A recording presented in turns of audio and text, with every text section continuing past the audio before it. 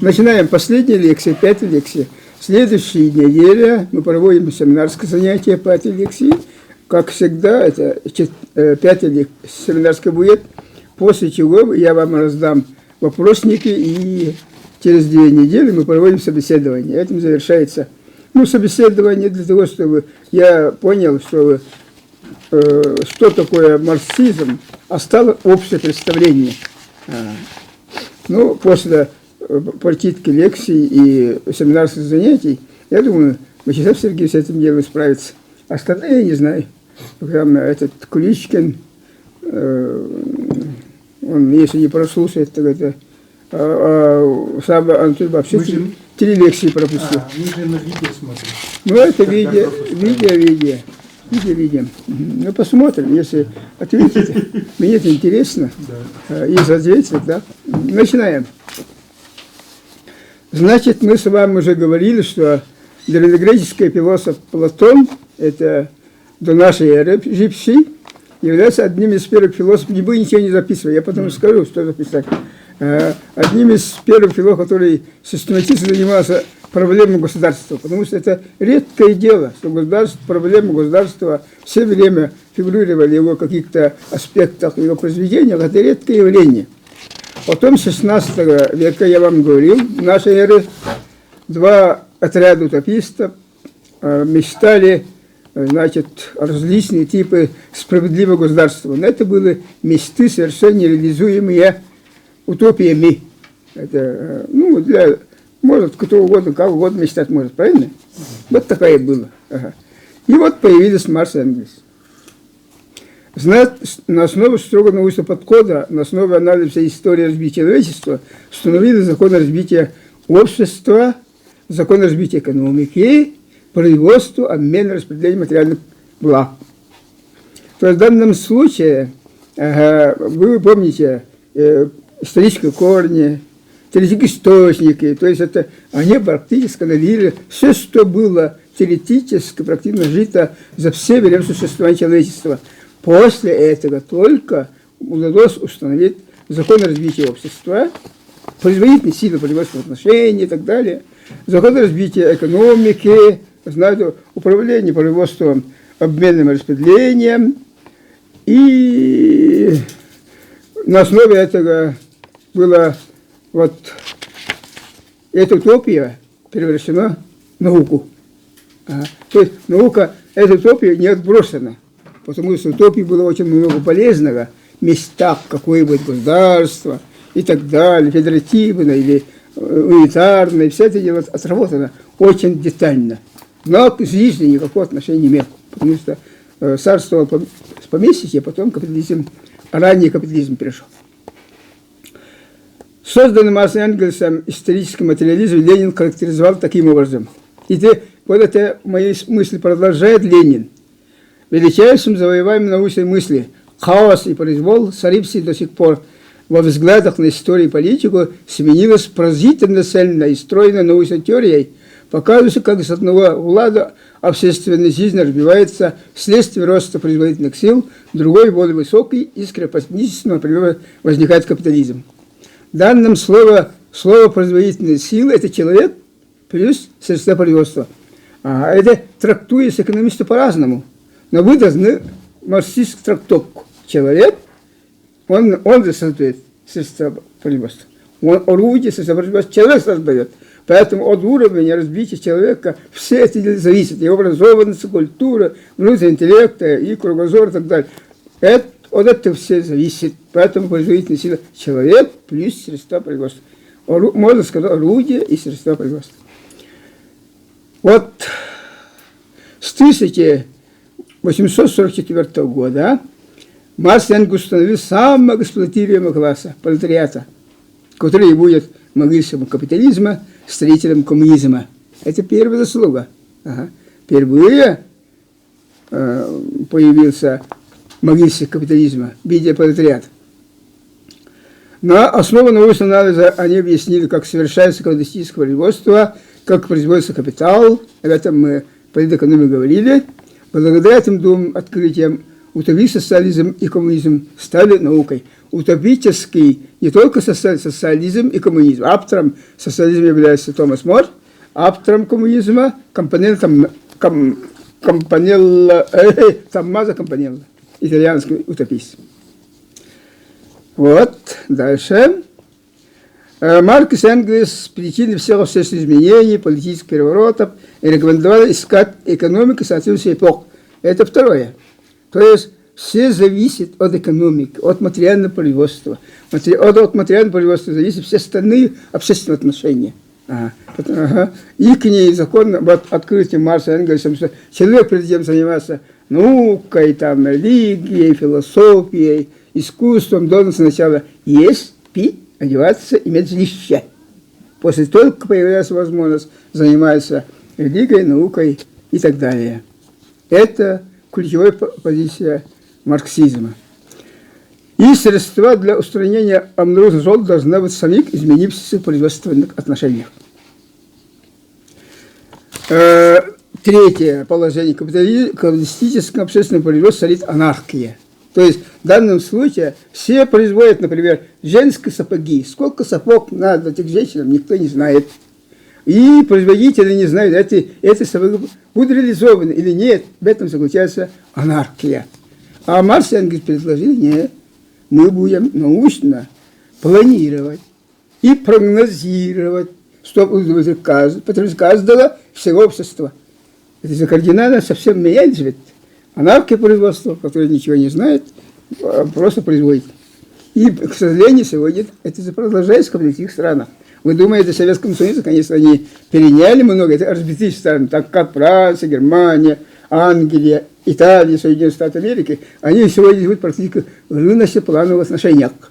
Но предел своей собственной коллективной капитализма, это будет 40 или 50% средств производства относится к государству. К этому мы подойдем вообще-то.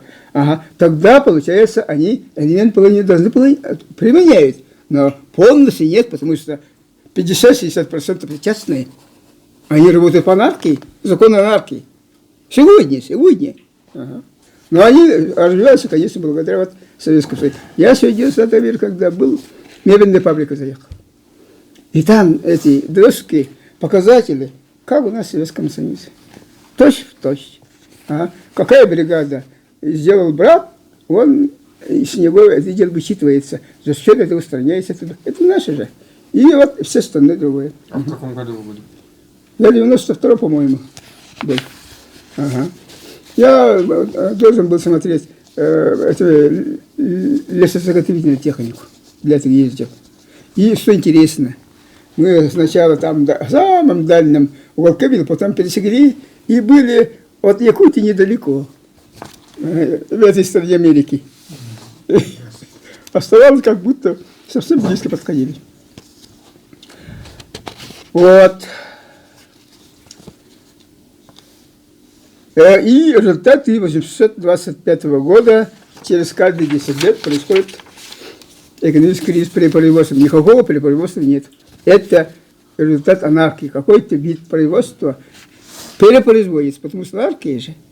А на самом деле перепроизводства нет. Притом вы должны знать, капитализм не заинтересован и не старается благополучие населения обеспечить. Их интересует максимальная прибыль за счет эксплуатации этого населения.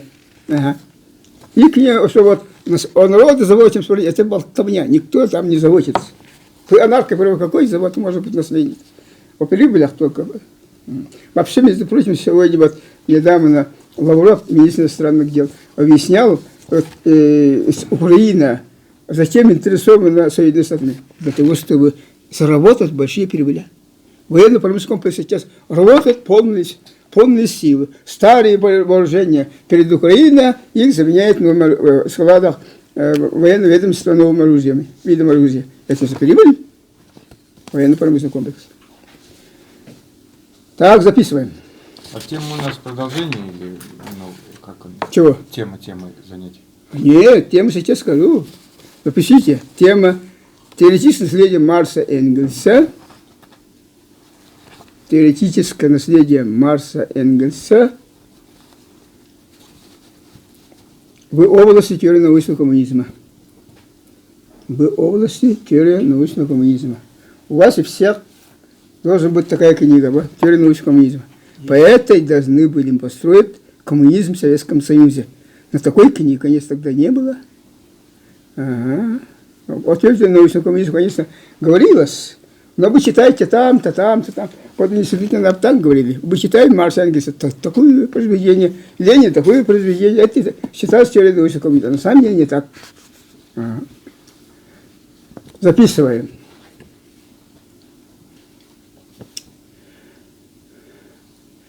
Только Маркс и Энгельс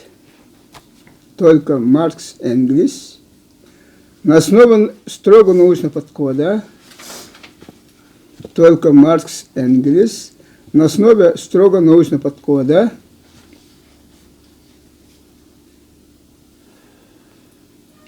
запятая, на основе анализа всей истории, на основе строго научного подхода, запятая, на основе анализа всей истории развития человечества,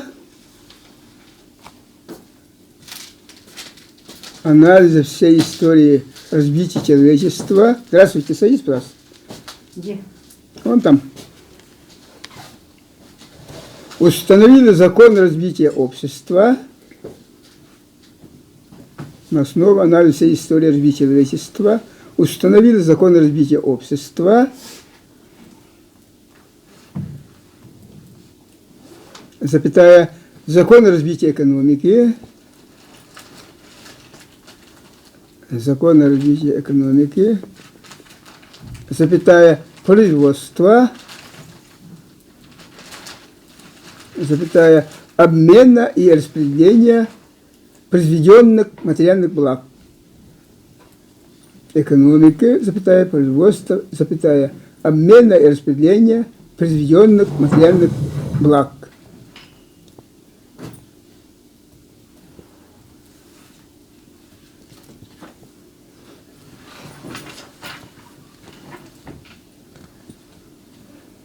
Дальше. В отличие от утопистов, Маркс и Энгельс,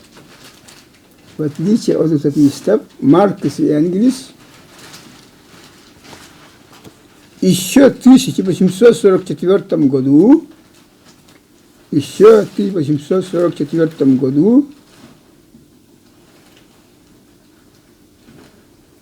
установили самого эксплуатируемого класса.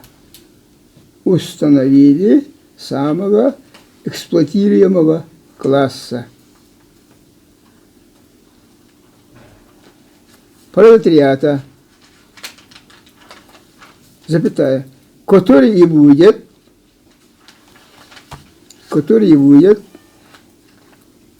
могильщиком капитализма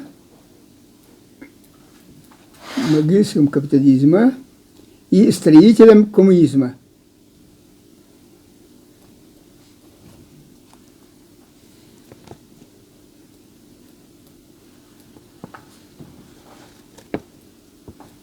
Точка. Маркс, Энгельс, причины всех общественных изменений. Маркс, Энгельс, причины всех общественных изменений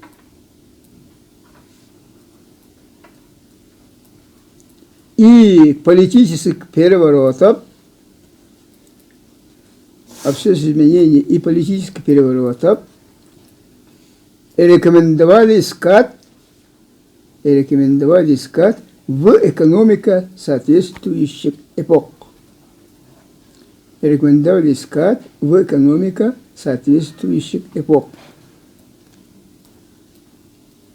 Точка. Средства для устранения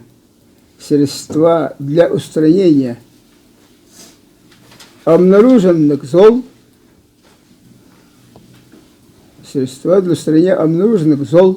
должны быть в самих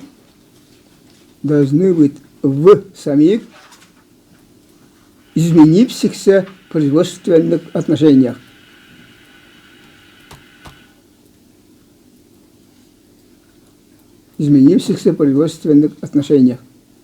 Точка.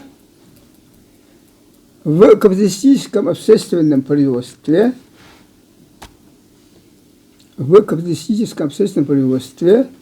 царит анархия,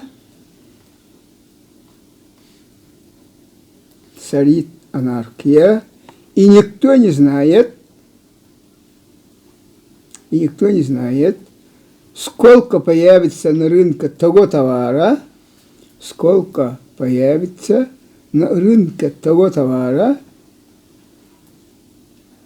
который он производит.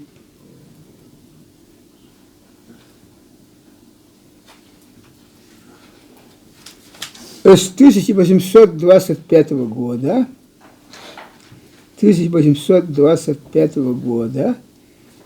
примерно через каждые 10 лет,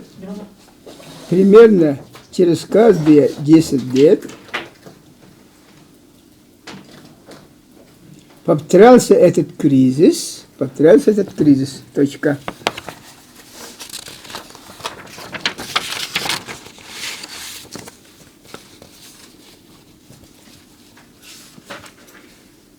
В кризисах прорывались наружу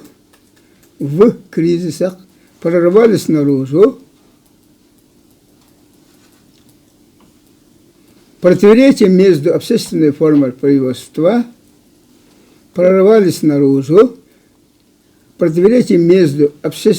производства,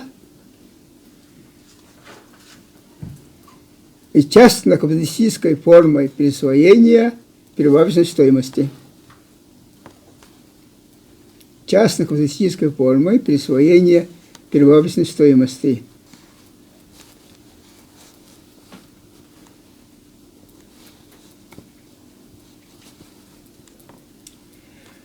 Капиталистическое государство вынуждено было взять на себя руководство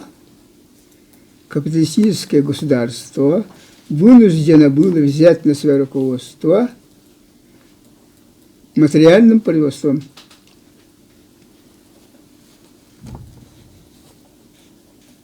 Точка. Однако буржуазная частная собственность,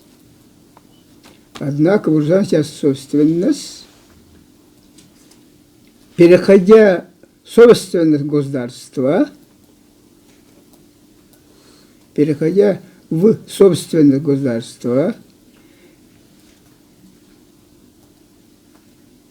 не уничтожает капиталистический характер производительных сил.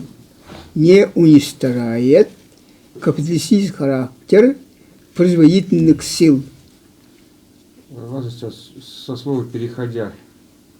Переходя в собственность государства,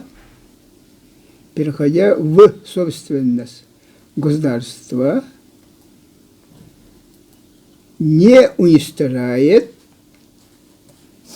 капиталистический характер производительных сил.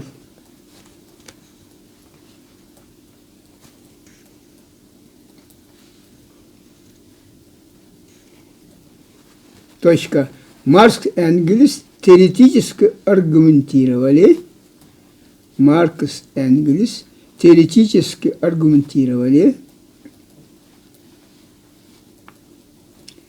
эксплуатация труда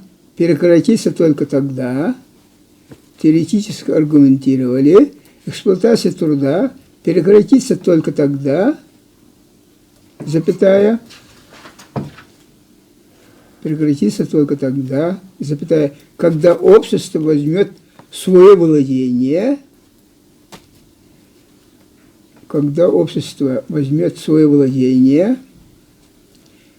все производительные силы,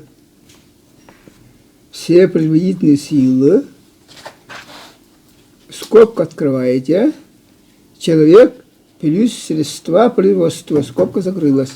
Это мы объяснили производительные силы. Человек плюс средства производства, скобка закрылась. Запятая. Анархия производства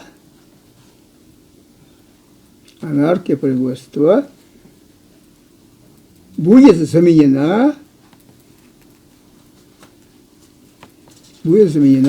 научно-планомерным регулированием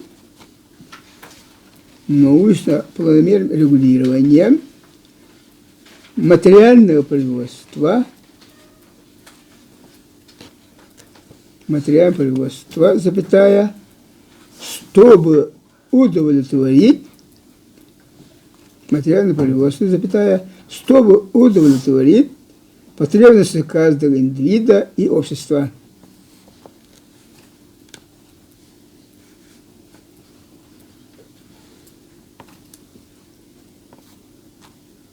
Точка. Коммунизм есть, это определение, коммунизм есть учение об условиях освобождения рабочего класса. Коммунизм есть учение об условиях освобождения рабочего класса.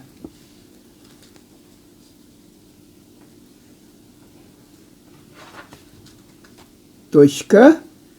Коммунисты считают, что их цели,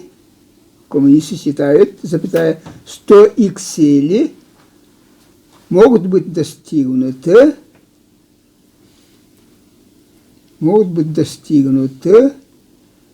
лишь путем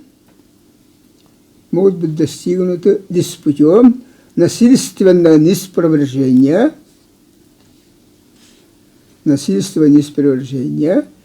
всего существующего общественного строя. Насильственного ниспровержения всего существующего общественного строя. Точка. Главная цель коммунизма, двоеточие, полное, всестороннее и гармоничное развитие каждой личности.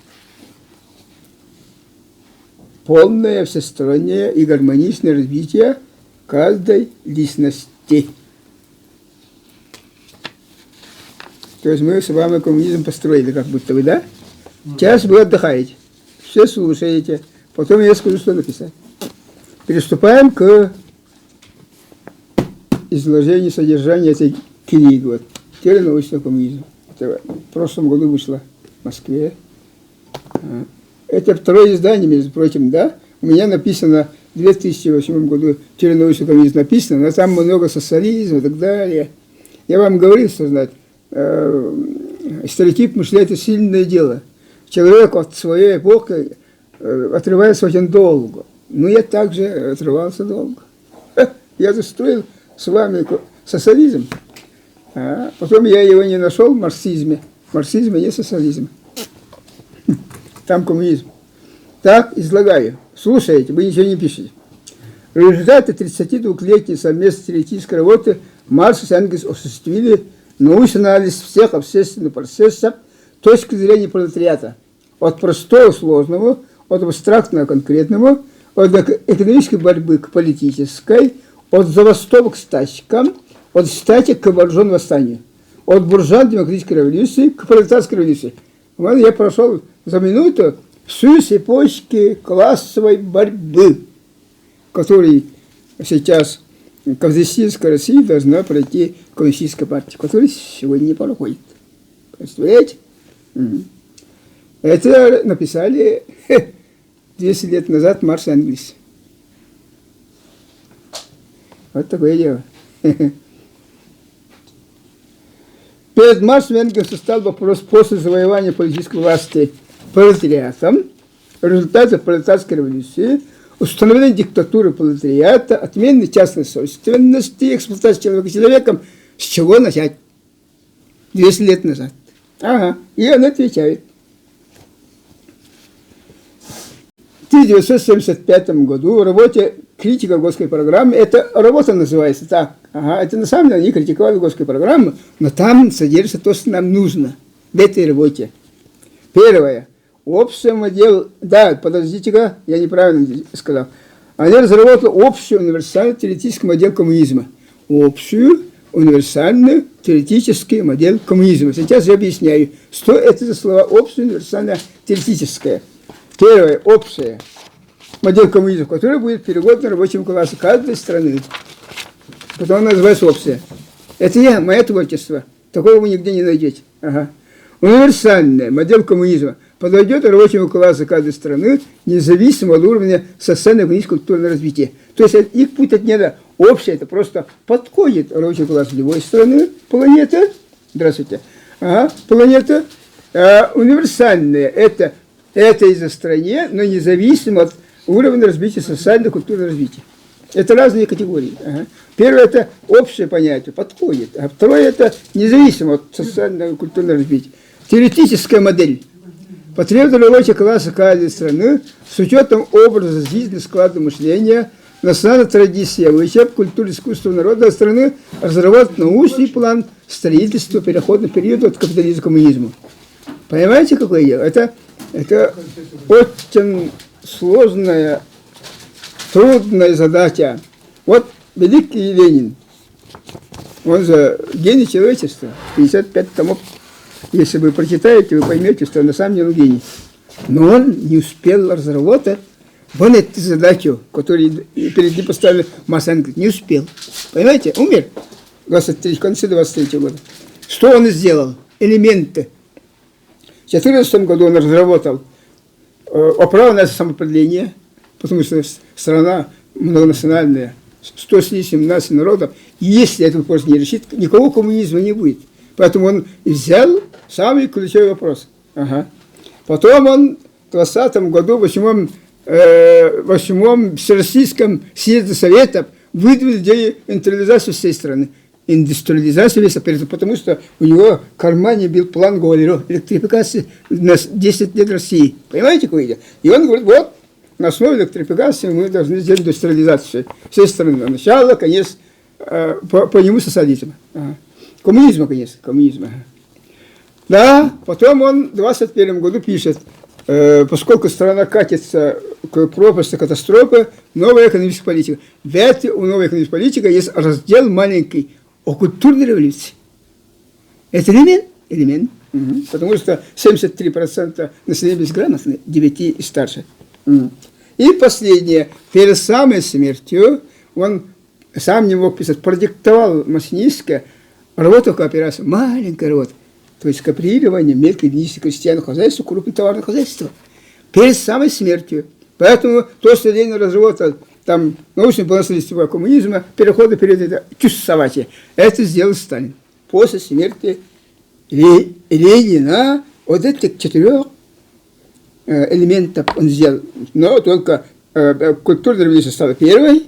Потом в 25 году он принял индустриализацию всей страны. После чего говорит, мы поторопились.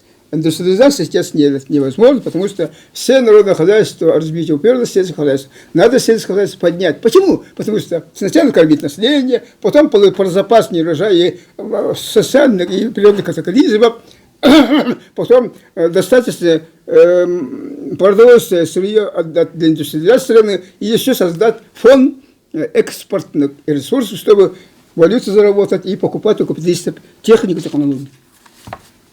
О, какое дело-то, а?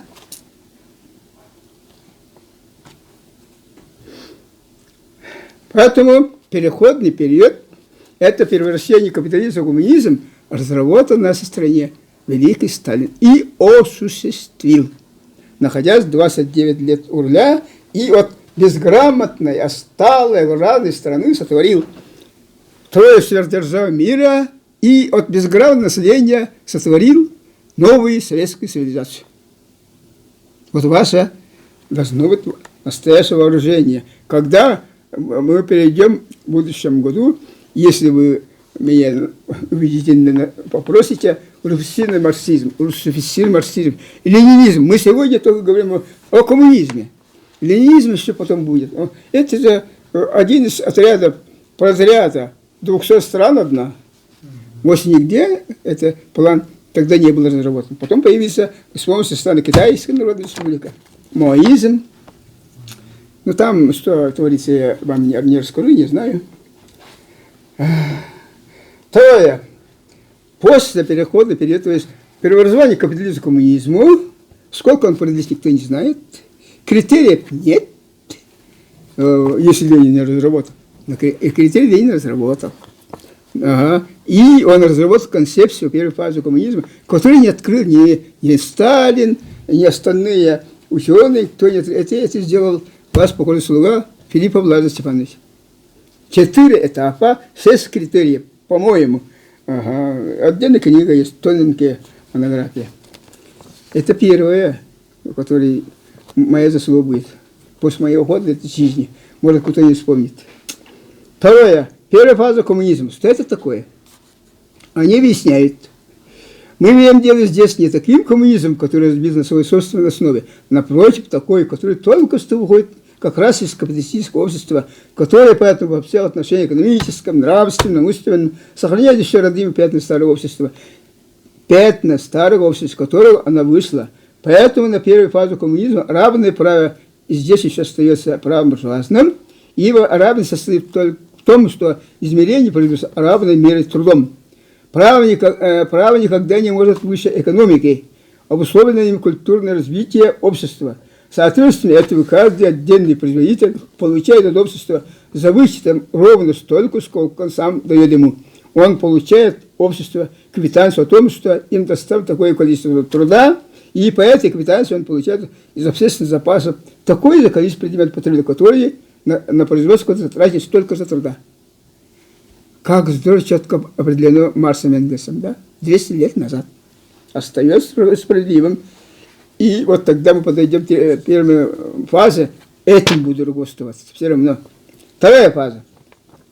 После того, как естественно превращает человека подчиненного разделению труда, когда естественно с ним вместе предположим умственного физического труда, когда труд перестанет быть только средством для жизни, станет сам потребностью жизни, когда вместе со всем развитием индивида вырастут производительные силы, все источники богатства потоком польются, лишь тогда можно будет совершенно переделать узкий горизонт буржуазного права, общество сможет написать в своем знамени каждой способностям, каждому потребностям. В данном случае, конечно, они разработали разумную потребность, Маркс и Энгельс разработали, у них есть, там написано таким образом. Вот общество, разумные потребности будут удовлетворять все более растущих масштабах. То есть они разумные потребности. Знали, что такое разумные потребности? Потому что они за гений человека не могли знать, что потребности человека безграничны, беспредельны, их совершенно невозможно удовлетворить. Угу. И говорят, потому и есть миллиардеры-то. Зачем одному человеку миллиард долларов? Так он не может кушать. Его сыновья, внуки не могут кушать. А зачем ему надо? Потому что человек, потребности беспредельно безграничные. Ты ему отдай 1 миллиард. Он скажет, нет, не 2, не 3. У русских есть пословица, у этого человека снега не выпросись. Очень точное выражение. То есть человек жадный, завистливый, коварный, жестокий, то есть недостатки имеет. Вредные привычки имеет. Издевательский потребитель под природу, общество человека, другого человека. Потому что все эти качества, когда будут побеждены, появятся разумные потребности. Это будет, вероятно, только в конце первой фазы коммунизма, начало первой фазы коммунизма. Это я разрабатываю. Я по этой теме защитил кандидатскую, докторскую. Понимаете, какое дело? В Советском Союзе в 60-х годах 20 века начали разработать проблему разумных потребностей. Советский Союз разрушился, все это дело рассеялось. Я как раз защитил кандидатскую диссертацию по разумным потребностям на уровне нашей республики в 1993 году, когда расстреливали танками эти Верховный Совет. Вот с тех пор я занимаюсь этим марксизмом.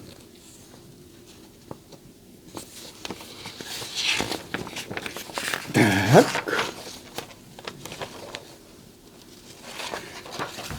И что интересно, вот гений человечества есть гений человечества. Они же могли столько работы написать и что-то подробное помечтать, какой будет коммунизм и так далее. Не.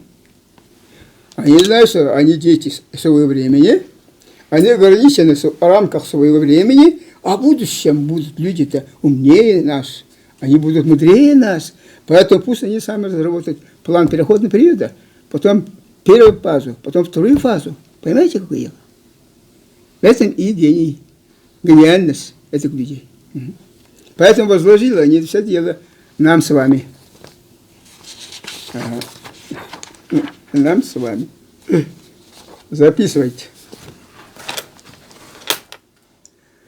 В результате 32-летней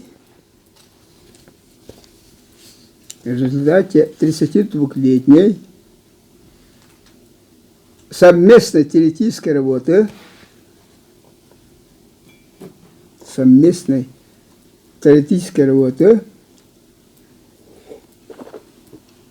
Маркс и Энгельс осуществили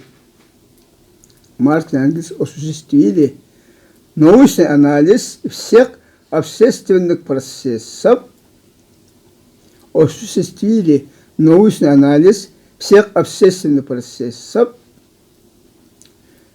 точки зрения пролетариата.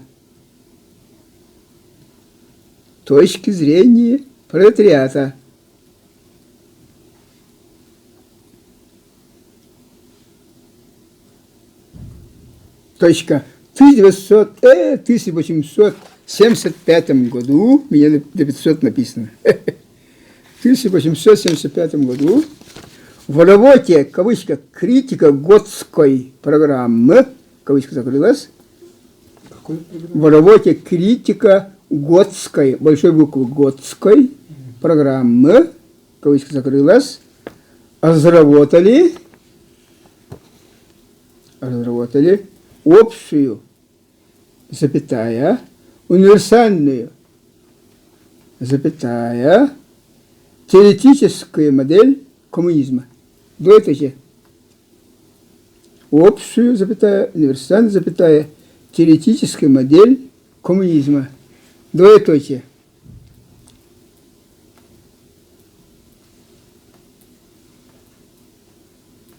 Первое. Общая модель коммунизма.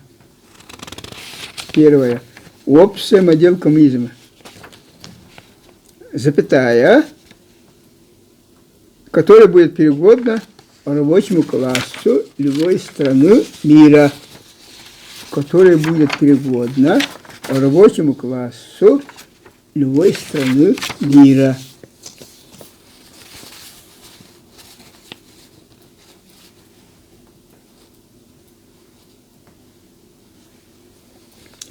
Второе. Универсальная модель коммунизма.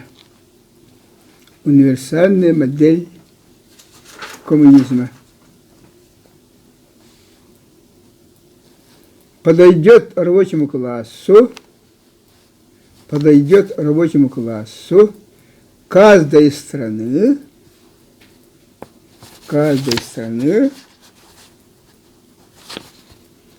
независимо от уровня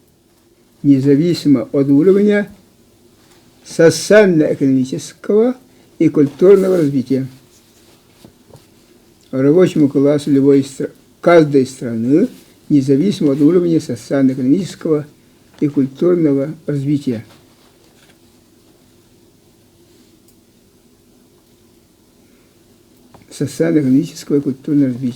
Третье. Теоретическая модель коммунизма.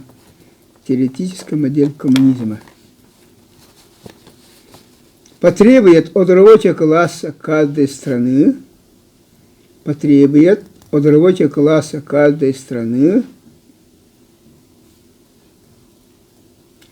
с учетом образа жизни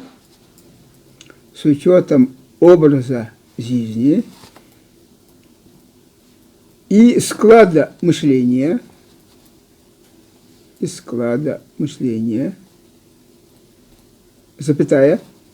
национальных традиций и обычаев,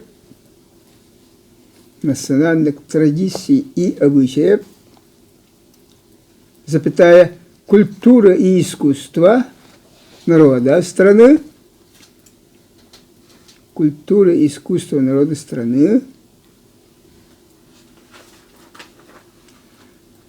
разработать научный план строительства,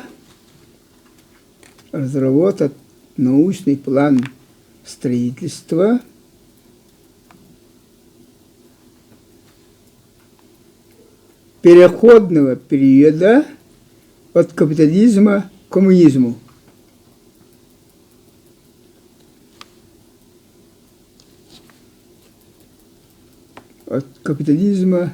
коммунизму.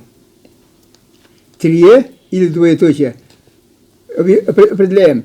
Это период после двоеточия. Это период революционного превращения первого во второе.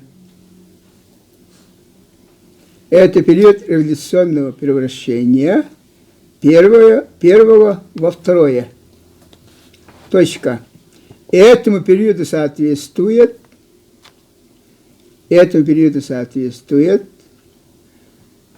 политический переходный период.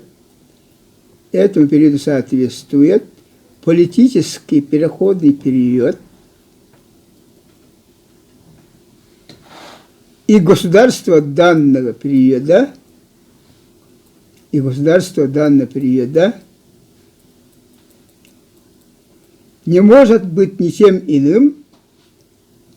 не может быть ничем иным, кроме как революционной диктатурой пролетариата.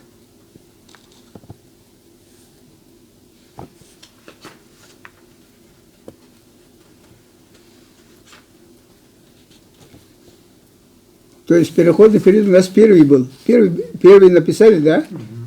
Первый переходный период. Второй. Первая фаза коммунизма. Первая фаза коммунизма. Мы имеем дело здесь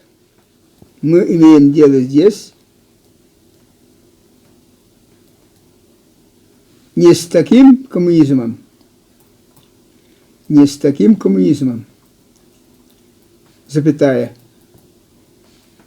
таким коммунизмом, запятая, который развился на своей собственной основе,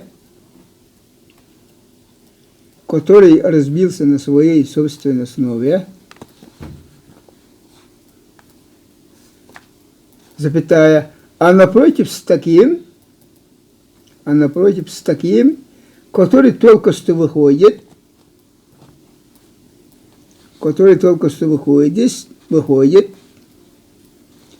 из капиталистического общества,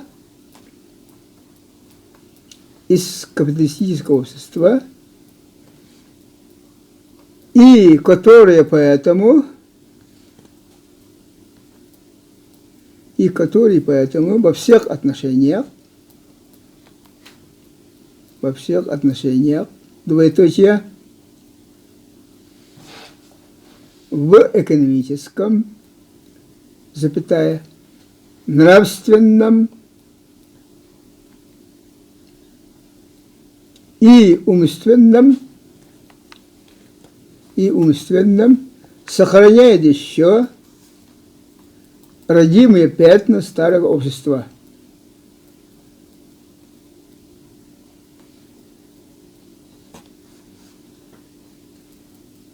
Точка. Поэтому на первой фазе коммунизма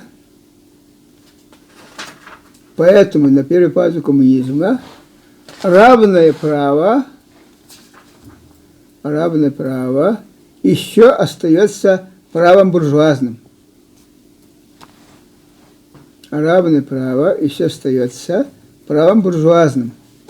Запятая.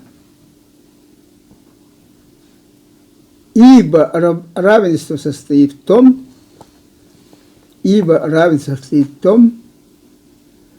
что измерение производится равной мерой трудом.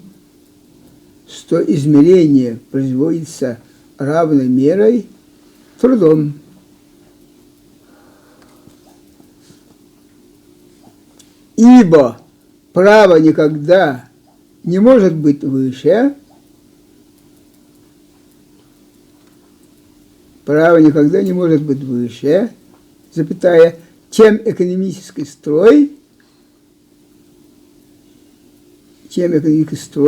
и обусловленное им культурное развитие общества.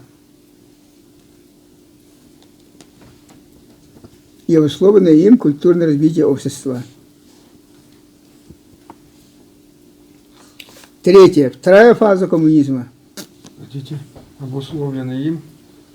обусловленное им культурное развитие общества. Культурное развитие общества. Третье. Вторая фаза коммунизма.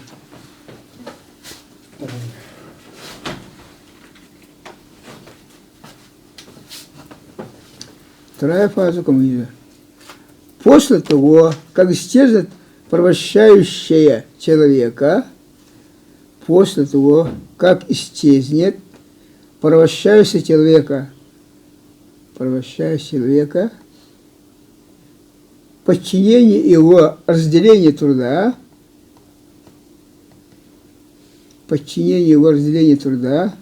запятая, когда исчезнет вместе с этим,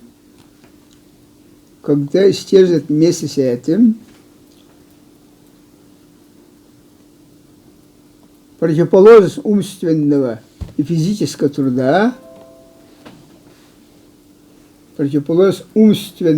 и физического труда,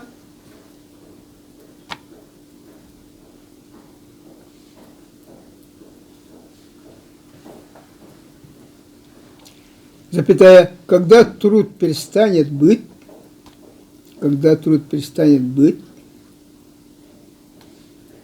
только средством для жизни,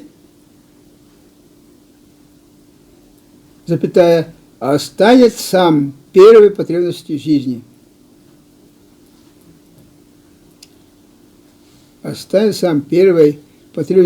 Запятая, когда вместе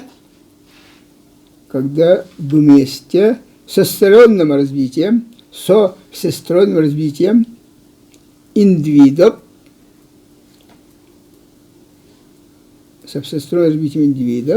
вырастут производительные силы,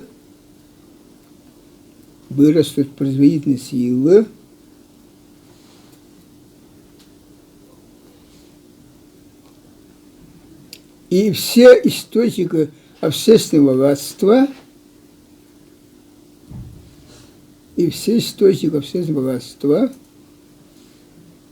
польются потоком,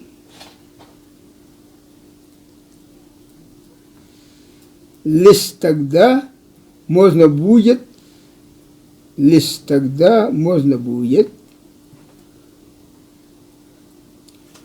совершенно преодолеть узкий горизонт буржуазного права, и общество сможет написать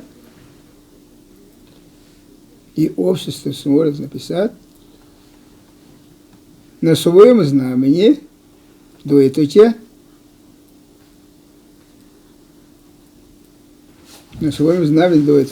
каждый по способностям, запятая, каждому по потребностям.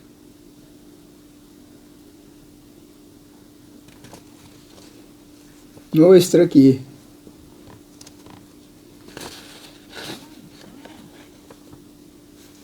Маркс Энгельс. Разработка научного плана. Новые строки. Маркс Энгельс. Разработка научного плана. Строительство переходного периода от капитализма к коммунизму. Научного плана строительства переходный период от капитализма к коммунизму. И разработка научного плана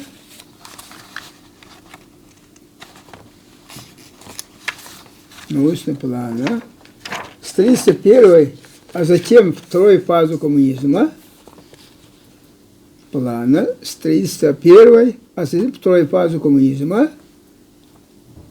возложили на рабочий класс каждой страны,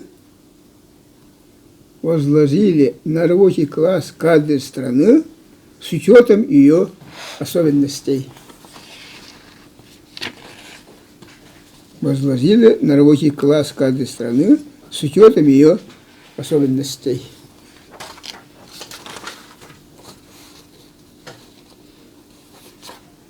В следующий раз семинарское занятие по этой теме.